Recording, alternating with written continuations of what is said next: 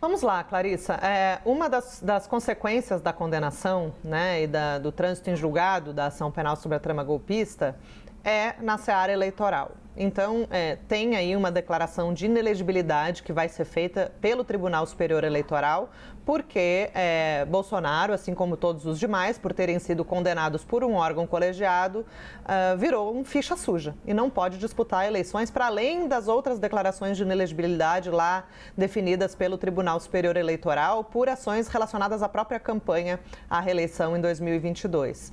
Além disso, Clarissa, tem um outro efeito que é, como você bem disse, a suspensão dos efeitos políticos.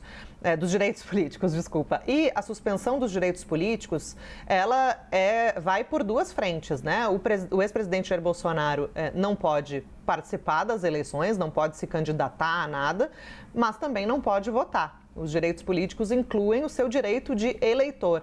Então, tanto o ex-presidente quanto todos os demais condenados pela trama golpista perdem o direito a voto, não participam, não vão poder ali votar, colocar ali o seu voto na urna nas eleições gerais do próximo ano.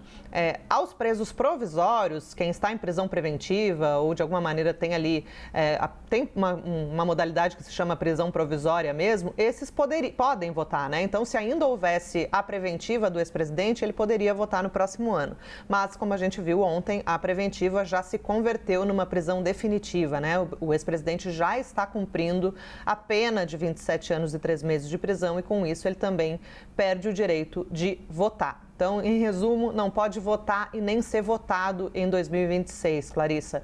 A gente lembra, só para falar um pouco mais detalhe, né? As inelegibilidades do TSE, elas dizem respeito a duas ocasiões, né? Dois abusos que o TSE entendeu que ele cometeu durante a campanha de 2022. A primeira por aquela reunião com os embaixadores estrangeiros no Palácio da Alvorada, em que ele fez ali um ataque ao sistema eleitoral, levantou sem provas suspeitas de fraude em relação às urnas eletrônicas, e em uma outra ação também foi condenado à inelegibilidade por ter usado, né, o aparato do Estado nas comemorações do bicentenário da independência, em 7 de setembro de 2022, para fazer um ato de campanha que, mais do que falar ali para os seus apoiadores, pedir voto, né, para a sua candidatura ali à reeleição, foi um discurso feito em um palanque ali, perto na própria Praça dos Três Poderes, e um discurso com bastante ataque também ao STF, ao ministro Alexandre de Moraes, que já tinha aí uma série de decisões relacionadas ao inquérito das fake news e das milícias digitais, por exemplo. Essas duas inelegibilidades valem até 2030, por conta desses abusos que o TSE entendeu que o ex-presidente cometeu na campanha. E agora se soma a esses dois casos mais uma declaração de inelegibilidade, mas dessa vez pela lei da ficha limpa. E aí, como vinha dizendo muito bem a Isabel mais cedo, Clarissa, é praticamente a decretação da morte política do ex-presidente Jair Bolsonaro, porque pela lei da ficha limpa, a pessoa, o condenado, fica inelegível até 8 anos depois do cumprimento da pena. Então, ele tem 27 anos e 3 meses de prisão e depois disso é que ele passaria a contar os 8 anos e aí depois desses 8 anos é que ele poderia disputar a eleição. Obviamente, isso aí jogaria para um momento aí em que o ex-presidente teria mais de 104 anos, salvo engano, pelos meus cálculos. Então,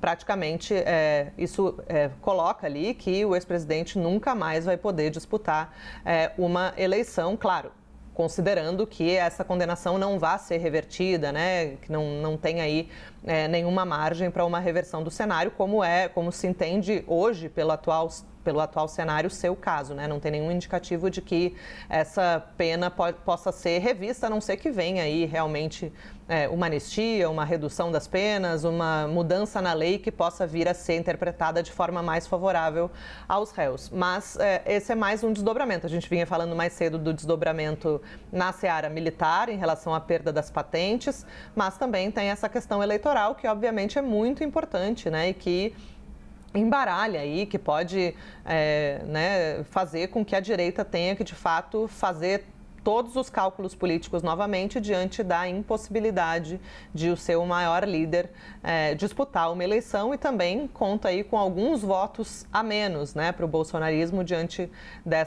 desse fato de que não só o ex-presidente, mas todos os demais condenados, com a expectativa também de que os condenados dos outros núcleos também tenham as suas ações transitadas em julgado ao longo das próximas semanas, todas essas pessoas também não vão poder votar em 2026, Clarissa.